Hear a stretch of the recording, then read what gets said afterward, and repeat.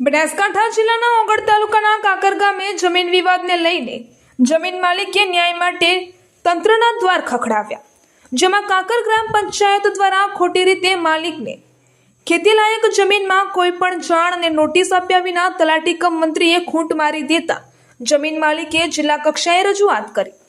ઓગળ તાલુકાના કાકર ગામે બાપ દાદાની વર્ષો જૂની ખેતીલાયક જમીન પર ગામના બાકુલા સૌજીભાઈ બબાભાઈ તેમના ભાઈઓ અને પરિવાર સાથે વસવાટ કરે છે અને ખેતી કરી પોતાના પરિવારનું ગુજરાન ચલાવે છે।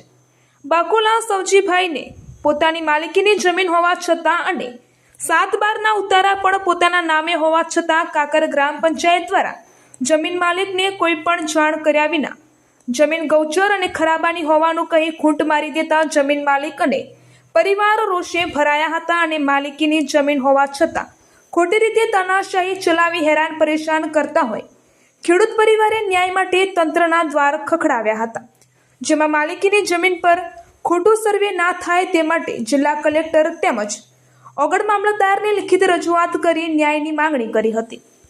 ગામ પંચાયતનો સભ્ય છું, મકવાણા મનસુખભાઈ મફાભાઈ। અમને તલાટી કે સરપંચને કોઈની જાણ કર્યા વગર ખેતરની અંદર ખૂંટ મારી દીધા છે અને મારી વાટ પણ કપાઈ ગઈ છે, વાટ પણ રહેતી નહીં। પરંતુ જે અમારા ભાઈઓ છે એમની જે જમીન છે એ 7/12/8ના ઉતારા સહિત છે ને એમાં બધું છે, પણ સાહેબ એ જમીન આ લોકો કોઈ માન્ય રાખતા નહીં અને ખરાબાનું સર્વે કરી અને ખૂંટ મારી દીધા છે।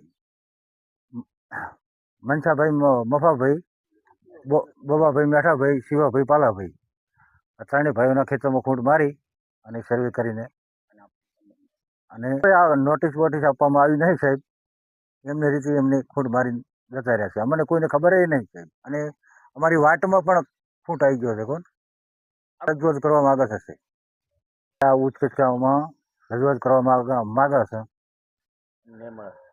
એના માટે અમને આ ન્યાય મળવો જોઈએ। નામ તુલસીભાઈ છે, બરાબર। આ જમીન જે છે એ 7/12 ઉતારમાં આવે છે, બરાબર। આ મનસાભાઈ મફાભાઈની જમીન છે, બરાબર છે। પછી ભાવાભાઈ મફાભાઈ આ અહીંયાની કોઈ જમીન છે, અહીંયાની અંદરમાં અહીંયાનો રસ્તો કપાય છે, રસ્તો છે રાખતા જ નહીં, બરાબર।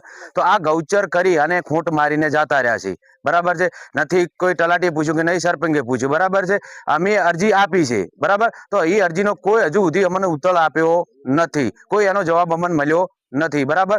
તો અમે અમારા પાસે એવું સરકારને અમને એને આમાં છે કે ઓનો અમને ન્યાય આપે। આ ગરીબ લોકો 60-70 રહેશે, ટોટલ અહીંયાના ઘર છે 7-8 ઘર છે, પરિવાર છે 60-70 જણાનો, તો એને ઓની અંદરમાં સહાય મળે એવું કરો। જે કાયદાસરની જમીન છે એ રે, ગૌચરની જે જમીન છે, જે સરકારની જમીન છે તો જાય, પણ જે કાયદાસરની જમીન છે એ તો રહેવી જોઈએ ને। અમારા આ સરકાર પાસે કહેવાનો અમારે અધિકારી કહેવા માંગે છે કે અમને ઓનો ન્યાય આપવામાં આવે।